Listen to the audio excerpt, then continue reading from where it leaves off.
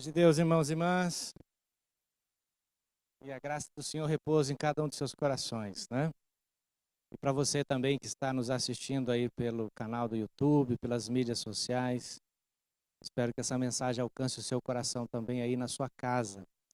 Eu espero que você também se sinta motivado a compartilhar.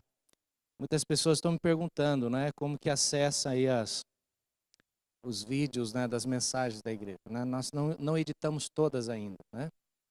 Mas se alguém quiser, pode mandar aí um pedido para mim, eu te passo o endereço para você acessar pelo YouTube. Daqui uns dias você vai acessar pelo site da igreja, né? Mas isso demora um pouco mais de tempo, tem toda uma configuração a ser feita lá. Mas enfim, que Deus abençoe o seu coração grandemente. Meus irmãos, hoje é uma conversa de cozinha, é uma conversa de casa. Por que eu estou falando isso? Porque nós vamos tratar aqui de alguns assuntos, falando a respeito desta igreja que está lá em Apocalipse, seguindo a nossa série de mensagens, que é uma conversa muito particular para quem já está caminhando no Evangelho. Mas para quem não está caminhando no Evangelho, que porventura esteja ouvindo essa mensagem, você vai entender que caminhar com Cristo é uma coisa séria também. É prazeroso, é recompensador, sacia a nossa sede, mas também é algo muito sério. E para isso, irmãos, eu quero que você abra a sua Bíblia lá em Apocalipse capítulo número 2. Apocalipse capítulo número 2, do verso 12 em diante. A terceira igreja, a primeira foi Éfeso. A igreja que trabalhava muito, ativa, poderosamente ativa, mas tinha se esquecido das primeiras obras, do primeiro amor. Fazia muita coisa sem paixão. A igreja de Esmirna, que foi no domingo passado, é uma igreja, é a única igreja praticamente que Jesus não faz nenhuma reprimenda. Pelo contrário, só elogia. É uma igreja que tem uma pureza ortodoxa, ou seja, uma igreja que priorizava o pensamento correto a partir da Escritura, pensar a fé de forma correta. Agora nós temos a igreja de Pérgamo, a partir do verso 12, capítulo 2 de Apocalipse. Ao anjo da igreja em Pérgamo escreve: estas coisas diz aquele que tem a espada afiada de 2 gumes. Conheço o lugar em que habitas, onde está o trono de Satanás, e que conservas o meu nome e não negaste a minha fé. Ainda nos dias de Antipas, minha testemunha, meu fiel, o qual for morto entre vós, onde Satanás habita. Tenho, todavia, contra ti algumas coisas, pois que tens aí os que sustentam a doutrina de Balaão, o qual ensinava a Balaque a armar ciladas diante dos filhos de Israel para comerem coisas sacrificadas aos ídolos e praticarem a prostituição. Outros sim, também tu tens os que da mesma forma sustentam a doutrina dos nicolaítas. Portanto, arrepende-te, senão venho a ti sem demora, e contra eles pelejarei com a espada da minha boca. Quem tem ouvidos, ouça o que o Espírito diz às igrejas. Ao vencedor dar-lhe-ei do maná escondido, bem como lhe darei uma pedrinha branca, e sobre esta pedrinha escrito um nome novo, o qual ninguém conhece, exceto aquele que o recebe. Senhor, nós te louvamos e pedimos a orientação do Senhor, a iluminação do teu Santo Espírito para esta passagem bíblica, e que saiamos daqui, Senhor, com o coração inflamado por ti, com vontade, com decisão de mudar de vida, de retomar a nossa caminhada com o Senhor, de, ó Pai, rever a nossa vida à luz da Sagrada Escritura. Em nome de Jesus, amém. Pérgamo, uma igreja missional no mundo completamente caído. Pérgamo é uma igreja missional, uma igreja que realizava a sua missão, sendo presente nesse mundo, ainda que esse mundo fosse caído, estivesse completamente caído. Pérgamo estava instalada, esta igreja estava instalada numa cidade, irmãos, que tudo corroborava contra, que tudo conspirava contra a existência da igreja de Jesus nessa cidade. Então eu já quero aqui desafiar você, talvez você já tenha ouvido aquele discurso, Ih, rapaz, lá naquela cidade a igreja não vai, lá é muito difícil. Já ouviu isso ou não? Ó, lá naquela família o evangelho não vai, é muito difícil aquela família. Não, aquela pessoa lá não vai, o coração é muito duro, é muito difícil. Não, lá naquele país é muito difícil, não tem jeito, não vai. Não, mas pastor, o senhor não tem ideia, essa igreja, essa cidade, o quanto ela é idólatra, o quanto essa cidade é promíscua, né? O senhor não sabe as festas que tem aqui, o que o povo apronta. E é muito difícil, nem adianta mexer com esse negócio de pregar o evangelho. Isso não cabia para a igreja de Pérgamo. De certa forma, Jesus está falando que Pérgamo, a igreja em Pérgamo, estava instalada no quartel-general de uma operação diabólica, lá no mundo antigo. Porque é na cidade de Pérgamo que se instalou um centro de adoração ao imperador. Mas lá eles instalaram, lá também eles construíram um templo especialmente dedicado ao culto ao imperador. Havia uma concorrência muito grande entre as cidades, uma perto da outra, para trazer para si essa prerrogativa de ser a cidade onde o imperador era muito mais cultuado. E lá eles tiveram essa oportunidade. Talvez ganharam a concorrência, não sei como é que funcionava muito bem naquela época, mas lá construíram esse templo ao imperador. Só que Jesus fala, irmãos, que ali onde estava, e a maioria dos estudiosos associam o culto ao imperador, a presença do templo dedicado a isso, como sendo este lugar onde Satanás habita. Porque o apóstolo Paulo, irmãos, nos diz que por trás de cada ídolo, por trás de cada imagem que recebe adoração, existe a presença do maligno. Porque o que Satanás quer é desviar o coração dos homens para não adorarem o único e verdadeiro Deus através do único e verdadeiro caminho que é Jesus Cristo nosso Senhor. Então qualquer coisa que se interpõe nesse caminho, irmãos, está literalmente alimentando a prática, o modus operandi do inimigo das nossas almas. Ali, nesse lugar, o apóstolo João escreve aqui com a palavra kaloiken, significa que ali estava instalado, ficado permanentemente esta igreja. Que é o oposto da palavra que o Novo Testamento diz para peregrino, para alguém que está de passagem. Então a igreja em Pérgamo, ela não estava ali de passagem, ela não estava ali pronta a evaporar a qualquer momento, mas ela estava instalada para ali ficar. E é essa palavra que Apocalipse aqui nos diz. Aquela igreja não iria embora de qualquer maneira, ficaria ali. Mas penetrando num lugar, num terreno hostil, que mesmo que Satanás tenha transformado no seu reduto particular, a igreja ali fincou as suas estacas.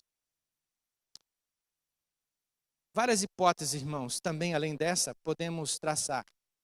Além do templo dedicado ao culto ao imperador, também tinha ali naquela cidade um templo dedicado a Esculápio, ou tem outra palavra para isso que eu não me lembro bem agora, mas quem aqui já foi em algum hospital, já viu algum jaleco, já viu aquele símbolo da medicina com aquela serpente lá? Aquele é um símbolo que nos remete desde essa época, porque é um símbolo de Esculápio. Famoso por ser conhecido, entre aspas, como um Deus da cura. E lá também estava um templo dedicado a este Deus, cujo símbolo era esta serpente. Nada a ver, pode usar o símbolo aí, colocar no seu jaleco, o símbolo da medicina. Não creio nessas coisas, viu, irmãos? Essas bobagens que o povo... O que vale é o significado que você está dando para aquele símbolo lá. A questão é que naquela época, irmãos, este símbolo remetia àquele Deus. Pérgamo, além disso, era uma importante cidade estratégica para se defender toda uma região.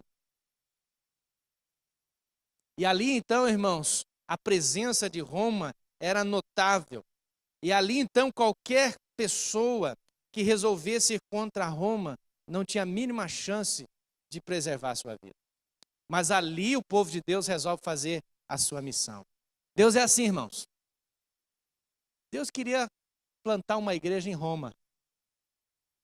Aí sabe o que Deus faz?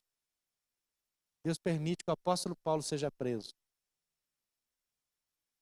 E ele viaja de navio, sofre naufrágio, passa por um punhado de situações. Mas lá em Roma, preso, ele implanta uma igreja no meio dos presos, no meio dos soldados.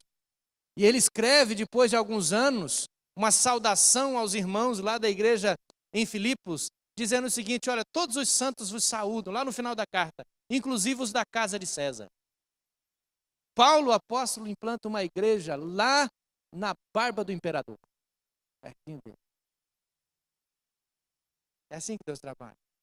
Mas, irmãos, esta igreja, ainda que tenha a sua missão, tenha a sua vontade de evangelizar, de permanecer fiel, essa igreja enfrentou grandes dificuldades. A primeira dificuldade que essa igreja enfrentava, eu já disse um pouco aqui, é a ameaça contra a sua integridade física. O avanço da mensagem de salvação pode fazer com que sejamos perseguidos, e a nossa saúde física, o nosso bem-estar físico, pode muitas vezes, irmãos, ser colocado em risco. Aquela igreja enfrentou ameaças e, inclusive, segundo alguns estudiosos, um dos seus pastores, que aqui é mencionado, foi morto, o Antipas. A Bíblia não diz que ele era o pastor. Os estudiosos, Clemente de Alexandria, que é um dos pais da igreja, faz uma referência a Antipas, como sendo um possível pastor daquela igreja, que foi morto por causa da pregação do evangelho. Mas louvado seja Deus, irmãos, mesmo com a perseguição, aquela igreja permaneceu fiel. Ameaça à integridade física. A outra estratégia também, irmãos, de Satanás é o sincretismo religioso. E aqui, irmãos, eu quero fazer vocês lembrarem, eu creio que a maioria de vocês vai lembrar comigo da história de um personagem bíblico, de um profeta chamado Balaão. Jesus repreende esta igreja severamente, porque entre aqueles irmãos estavam pessoas que sustentavam a doutrina de Balaão. Balaão, irmãos, é um profeta. Está lá no livro de Números, ele é citado também em Deuteronômio, é citado pelo apóstolo Pedro na sua carta, é citado também em Judas, e aqui é citado também em Apocalipse. Balaão era um profeta ambíguo, cujo coração, irmãos, era levado pelas coisas materiais de forma muito fácil. Nós não sabemos, a Bíblia não diz a história pregressa de Balaão. Nós só conhecemos a sua história a partir do momento em que ele aparece lá em Números, quando Moisés e Josué estavam conduzindo o povo prestes a tomar posse da sua terra, e passando, irmãos, perto dos Moabitas, o rei de Moabe, Balaque, ficou com muito medo e disse o seguinte: olha, esse povo que vem lá do Egito é como boi, onde eles passam a boca, eles rapam, eles devoram. Porque certamente, irmãos, era assim o modo que se operava naquele tempo, e o rei Moabita, com muito medo, soube que aquele profeta tinha a fama de que quando ele abençoava, as coisas aconteciam para o bem, e quando ele proferia palavras de maldição, as coisas aconteciam para o mal. Então ele procura Balaão, Balaque procura Balaão lhe oferecendo vários presentes. Manda lá uma comitiva com coisas materiais e chega diante de Balaão e fala assim: vem cá, vem amaldiçoar esse povo que está vindo lá do Egito. Balaão diz assim: olha, eu vou primeiro conversar com Deus para ver o que ele me diz. Deus fala: você não vai poder, você não vai com esse povo, você não vai com eles. Esse povo que está vindo é um povo abençoado por mim, você não pode fazer isso.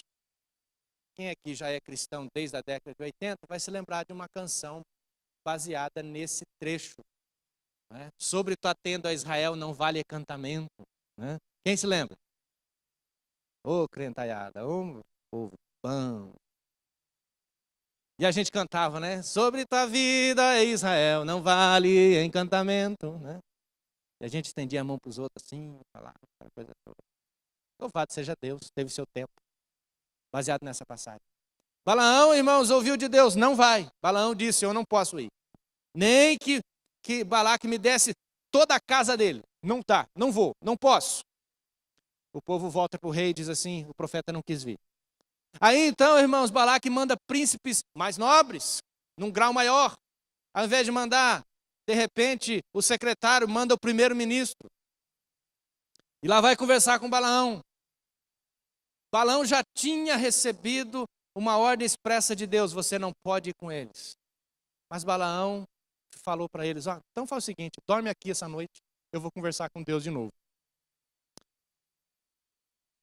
Pelo resultado e pelas expressões posteriores, nós já sabemos, irmãos, que o coração de Balaão começou a mudar. Porque quando ele vai conversar com Deus naquela noite, irmãos, o coração dele já estava corrompido. É por isso que lá em Números fala que o coração dele, que o caminho dele estava corrompido. Essa é uma expressão para dizer que a intenção já tinha mudado. Então, quando ele vai conversar com Deus pela segunda vez, ele diz o seguinte, olha, você só vai fazer aquilo que eu te mandar fazer. No outro dia, Balaão já se levanta com aquela comitiva, sobe na sua mula, na sua jumenta, e vai. E a intenção dele, eu vou ganhar uma grana com esse negócio. Eu vou ficar rico amaldiçoando esse povo.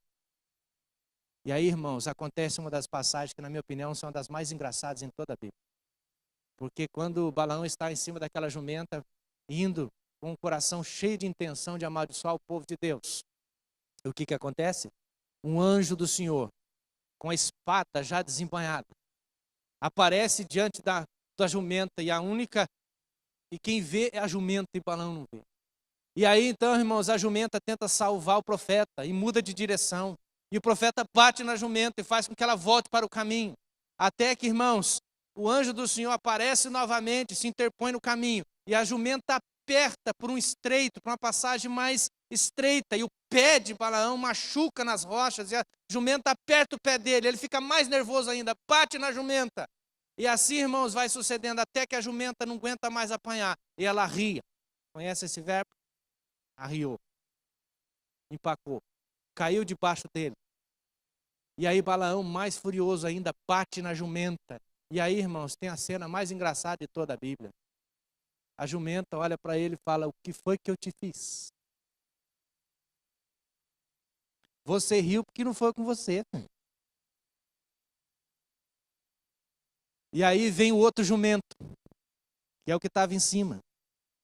E diz assim, nada. E aí o jumento continua escutando a jumenta. Então, quantos anos eu te sirvo? Eu estou salvando a tua vida. E o profeta começa a conversar, irmão, sem dar conta que o que está acontecendo ali é um milagre. É uma coisa fantástica, mas ele não se dá conta, porque o coração dele só está movido por uma coisa, amaldiçoar aquele povo e ganhar um punhado de dinheiro. Aí Deus faz com que ele veja o anjo do Senhor. Aí ele cai em si. Mas o caminho dele continua errado, irmão. Continua errado. E ele vai se encontrar com Balaque. E Balaque ainda fala para ele, eu vou te tornar um homem mais rico de todo o reino. Abaixo de mim, provavelmente não foram exatamente essas palavras, mas isso que o texto quer dizer, vou fazer de você um bilionário. Se você amaldiçoar esse povo, porque eu sei que se você amaldiçoar, eu vou ganhar essa guerra. Mas Balaão, irmãos, diz assim, olha, eu só vou fazer aquilo que Deus mandar. Mas ele já sabia que Deus falou que não podia. Então o que acontece, irmãos? Balaão é um homem que sempre está flertando com Deus, para ver se faz com que Deus mude de ideia, segundo os seus propósitos, segundo os seus desígnios, segundo a cobiça do seu coração. Balaão é o tipo de pessoa que usa Deus e que usa as pessoas, que usa as pessoas e que usa Deus. Mas a ambiguidade reside no fato, irmãos, que Deus falava com ele. Olha que coisa interessante. Deus ainda falava com esse homem. Balaão, irmãos, não se dá por vencido. Tenta de todas as maneiras. Mas Balaão ainda resiste. Porque Deus fala, você não pode, você está impedido. Porque esse povo é abençoado por mim, você não vai amaldiçoar esse povo. No fim, irmãos, cada um toma o seu rumo. Alguns capítulos depois de Números, nós vemos, irmãos, uma tragédia acontecendo no povo de Israel. 24 mil pessoas morrem. Por quê? Porque Balaão ajudou os inimigos, deu estratégia para os inimigos, para vencerem o povo de Israel. Sabe o que ele fez? Olha, para vocês ganharem a batalha, para vocês sucumbirem a esse povo, vocês têm uma fraqueza deles que vocês vão conseguir, vocês vão entrar, essa é a brecha. Vocês vão arrumar bastantes mulheres e vão fazer com que eles festejem com essa mulherada toda. E assim o povo fez. E não somente, irmãos, houve uma festa promíscua, mas como também essas mulheres fizeram com que o coração dos soldados, com que o coração daqueles homens se voltassem aos outros deuses. Passando a ideia, isso não está na Bíblia, irmãos, é uma interpretação minha, passando a ideia para aqueles soldados, para aqueles homens, que a vida fora do arraial de Deus talvez pudesse ser melhor. Mas Deus, irmãos, levou 24 mil pessoas por causa disso. Esse é o caminho de Balaão. Esse é o caminho de Balaão. Agora, voltando aqui para o nosso texto, irmãos, pulando vários detalhes. Pessoas com esse pensamento estavam lá na igreja de Pérgamo, com esse modo de operar. Então, o que faria aquela igreja, o que poderia fazer com que aquela igreja perdesse o seu trono, o que faria com que aquela igreja perdesse o seu lugar entre os candeeiros, que Jesus se refere, é se dobrar diante do altar de Mamon, Deus chamado dinheiro, e se dobrar diante do altar de Afrodite, a deusa da sensualidade, da promiscuidade, do desvirtuamento da sexualidade. Esse é o caminho de Balaão, que poderia fazer com que aquela igreja, irmãos, mesmo estando fazendo uma coisa muito boa, corajosa, estando no lugar onde era o trono de Satanás, aquela igreja poderia perder tudo o que tinha feito até aquele momento. E essa, irmãos, ainda hoje, eu quero frisar, quando Jesus fala para aquela igreja, seja Éfeso, seja Esmirna, seja Pérgamo, seja Tiatira, seja Sardes, seja Filadélfia, qualquer igreja, quando Jesus está falando com elas, como está falando aqui nesse texto, não está falando ao prédio, mas está falando a uma igreja que é composta de pessoas. Então, a ação de cada pessoa dentro de uma igreja faz a ação de uma igreja. Então, se cada um de nós, irmãos, mudarmos de vida, a igreja vai mudar. Se cada um de nós mudarmos o nosso pensamento, a igreja também muda o pensamento. Porque às vezes, irmãos, quando nós falamos a igreja, a gente fala, volta a frisar, a gente fala como se fosse uma coisa distante, longe da gente. Muitas vezes as pessoas, não é o nosso assunto, mas quando alguém fala assim, essa igreja é fria, mas você não faz parte dela? Sim, mas então frio é você também. Então quando Jesus escreve para essa igreja, nem todos estavam no caminho de Balaão, mas muitos estavam no caminho de Balaão. E qual era esse, irmãos?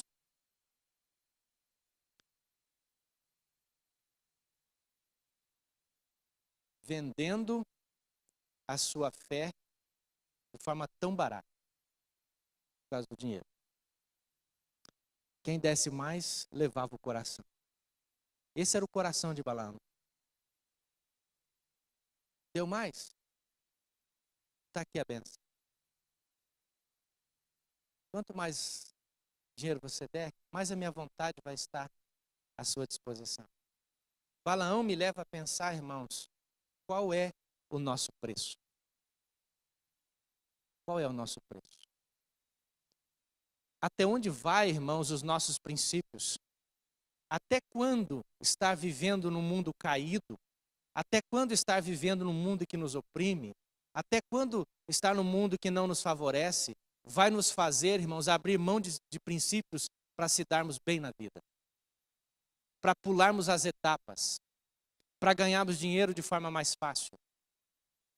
O que é que nós podemos ou abriríamos mão enquanto conduta cristã, enquanto fé, para que a gente, irmãos, pulasse os degraus facilmente e atingíssemos o nosso objetivo financeiro? O caminho de Balaão, irmãos, me faz pensar no que está aqui dentro, no meu coração, no porquê eu estou servindo a Deus e no porquê eu quero Deus. Porque há um Deus na minha vida. É a pergunta que o caminho de Balaão me faz fazer a mim mesmo. Balaão foi morto. Balaão foi morto. Porque o coração dele não mudou. O caminho dele continua perverso. Ou seja, era alguém que estava em contato com Deus. É alguém que até ouvia Deus. É alguém que estava acostumado às coisas sagradas. Imagine essas situações todas que eu descrevi com vocês agora há pouco. Mas mesmo assim, irmãos, não tinha sido transformado. O seu caminho era perverso. E, irmãos, ter o caminho perverso é diametralmente oposto ao caminho proposto por Jesus. Qual é teu preço? O caminho de Balaão, irmãos, é o caminho, irmãos, da sensualidade, da sexualidade sem o trato da Sagrada Escritura. Todos nós, irmãos, temos uma força dentro de nós que nos impulsiona e que foi Deus que nos criou assim. Isso está desde o Gênesis. A ordem foi dada para Adão e Eva, crescer e multiplicar. De que forma? Eles tinham que se relacionar, sexualmente falando.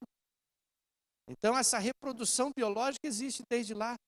Mas o que nós vemos em toda a Sagrada Escritura, bem como no Antigo Testamento e no Novo também, especialmente pelo apóstolo Pedro e depois pelo apóstolo Paulo, é a orientação de que a questão da sexualidade é para ser vivida entre um homem e uma mulher e dentro de um contexto chamado casamento, dentro de um compromisso, dentro de um comprometimento mútuo, ou seja, Paulo chega, irmãos, o apóstolo Paulo chega a dizer que quando um homem se deita com uma prostituta, ele se torna uma só carne com essa prostituta. Então, o que é que Paulo está falando? Que isso é algo muito sério, isso é algo sublime, maravilhoso, se for feito da maneira correta, mas da forma incorreta significa que Paulo está associando aqui o ato sexual em si, irmãos, como efetivamente tornar-se uma só carne. Então, tornar uma só carne não é a bênção nupcial, não é a oração feita pelo pastor, nem mesmo o documento que a gente assina no cartório.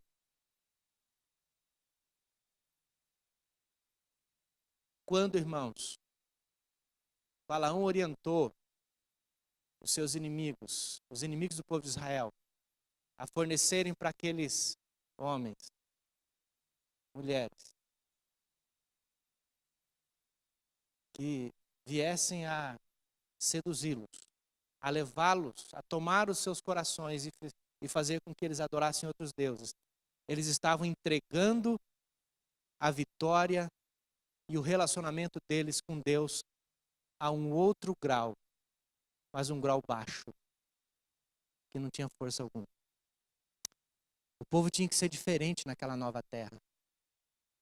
O povo tinha que adorar o único Deus e ter sua própria esposa dentro de um contexto chamado casamento. E não fazer tudo aquilo que eles fizeram. Quantos nos dias de hoje, e eu quero dizer propriamente para você, talvez que esteja nos ouvindo aí na sua casa, talvez você é um bom marido, talvez você é uma pessoa que trabalha, ganha o seu dinheiro de forma honesta, mas quem sabe você tem grandes dificuldades de vencer algo que está te dominando nessa área. Você precisa do tratar de Deus na sua vida nessa área. Quantas e quantas famílias, irmãos, não estão sendo destruídas pela falta de controle das nossas funções sexuais? Quantas crianças, irmãos, não estão por aí sendo criadas sozinhas, sem a presença do pai, e às vezes sem a presença do pai e da mãe?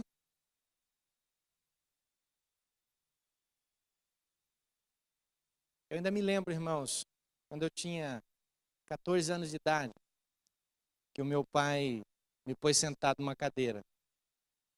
E com bastante autoridade ele disse assim para mim: filho, passou o beabá para mim sobre essas coisas todas, eu já sabia, mas uma coisa eu me lembro que ele me disse. Olhou nos meus olhos e disse assim: o teu pai conhece a sua mãe, e eu não me sinto menos homem do que ninguém. Então eu vou te dizer uma coisa, você vai ser responsável por essa área da sua vida. Eu não vou assumir filho seu. Você fez, você vai ter que se responsabilizar. Então se controla, se cuida.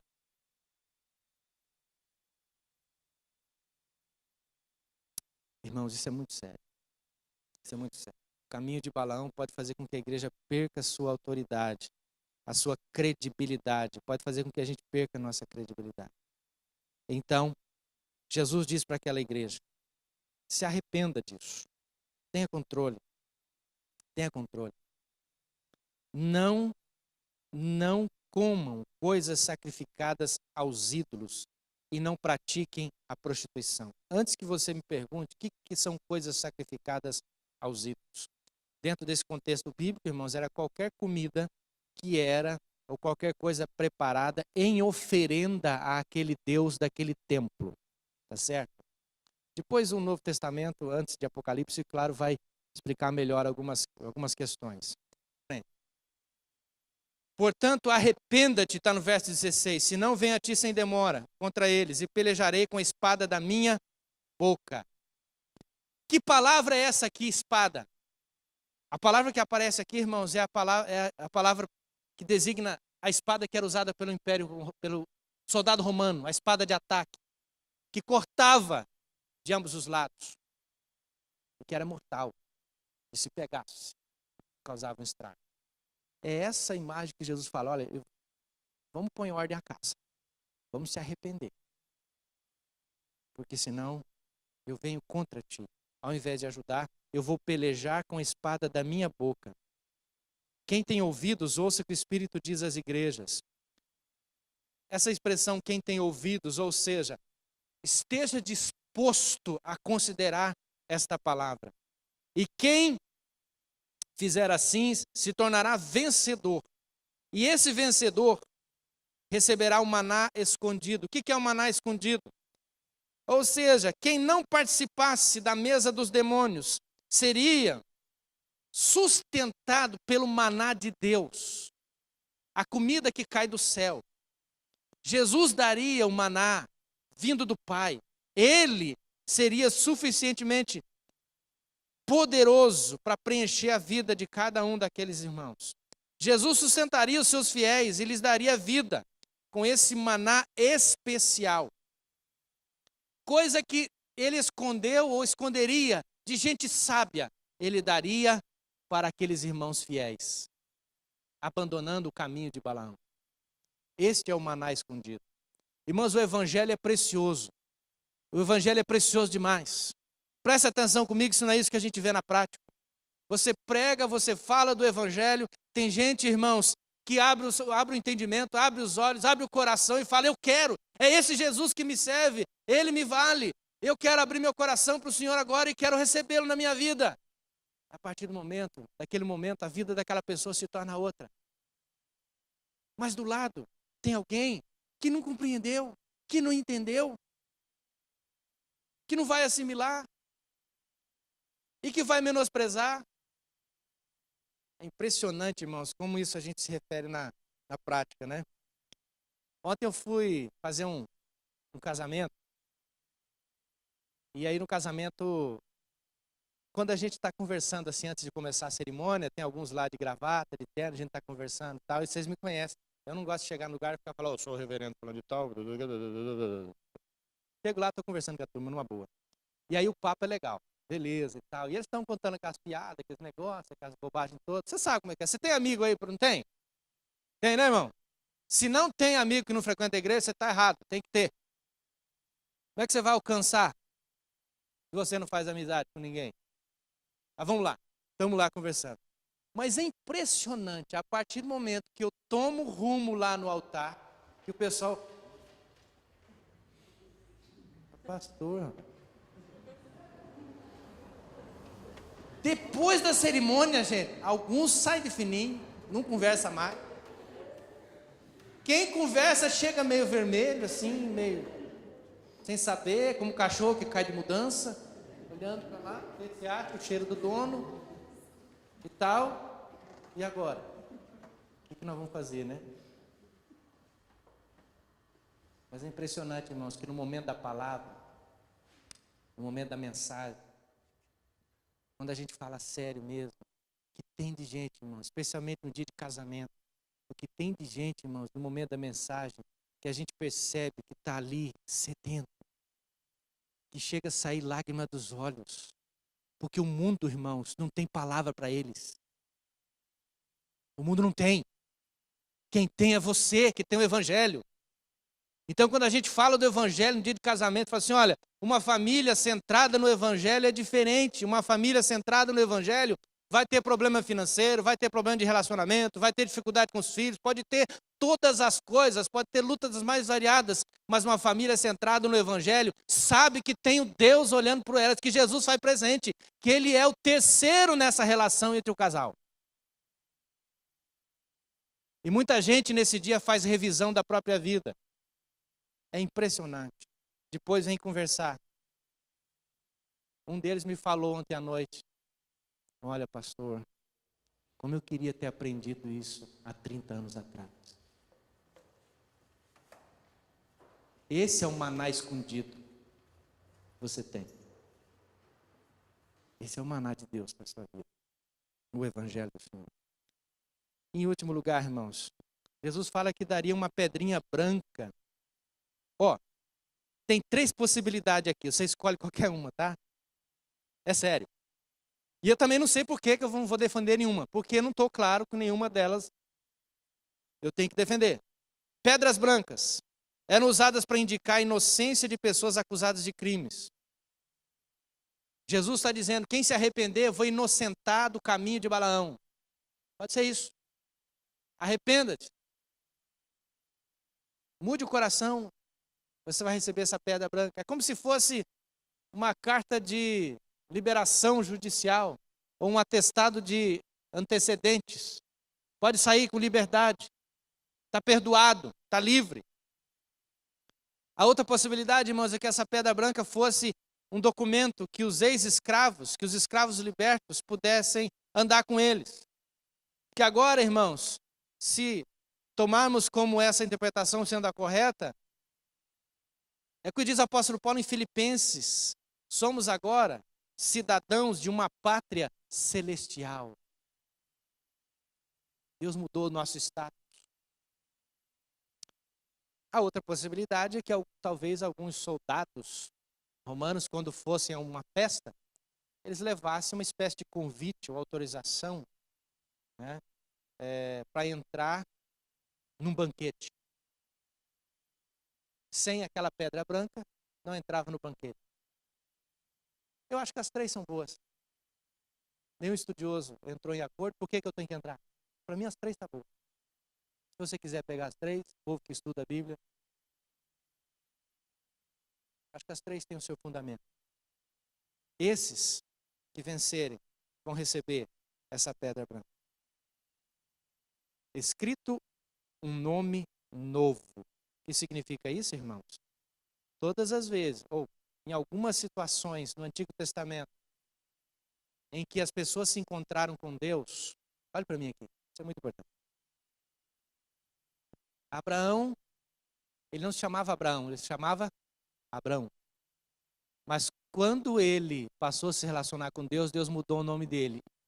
E de Abrão ele virou Abraão, que é pai de muitos. Sara teve seu nome mudado. Jacó, que era enganador, quando se encontrou com Deus, seu nome foi mudado para Israel. Alguém que é enganador agora está debaixo de uma bênção especial. Pedro, apóstolo, quando se encontrou com Jesus e recebeu missão, Jesus falou para ele: agora, Pedro, você vai ser uma pedra especial. É como se, a grosso modo, o nome dele fosse Pedrão, e agora era a pedra especial, não a pedra angular. Saulo, em Atos capítulo 9, antes de conhecer o Evangelho, coração cheio de ódio, se encontrou com Jesus e agora o nome dele não é Saulo, é Paulo. Jesus está dizendo que quem se encontrou com ele, a este vencedor, a este que permanecer fiel ainda que no mundo caído, a este que lutar contra esse Deus chamado Mamon, esse Deus chamado Afrodite, esse império do sexo que nós temos hoje, que tenazmente nos assedia, que nos quer levar para longe dos caminhos do Senhor. Quem vencer vai receber um maná escondido, a pedra branca com o nome que Jesus sabe. Que Jesus sabe. Lá em Timóteo, irmãos, Paulo diz que todos aqueles que querem viver piedosamente em Cristo seriam o quê? Perseguidos. Mas também no mesmo lugar, Paulo diz assim: o Senhor conhece os que lhe pertencem. A tua vida pode estar difícil. As lutas podem estar sendo difíceis em várias áreas. Talvez você esteja sendo tentado em muitas áreas e questionando a sua fé. Eu quero dizer uma coisa para você. Jesus te diz: seja fiel, porque Ele conhece. Seu nome já foi mudado. O maná escondido está na tua mão. Permaneça nesse caminho. Que Deus te abençoe.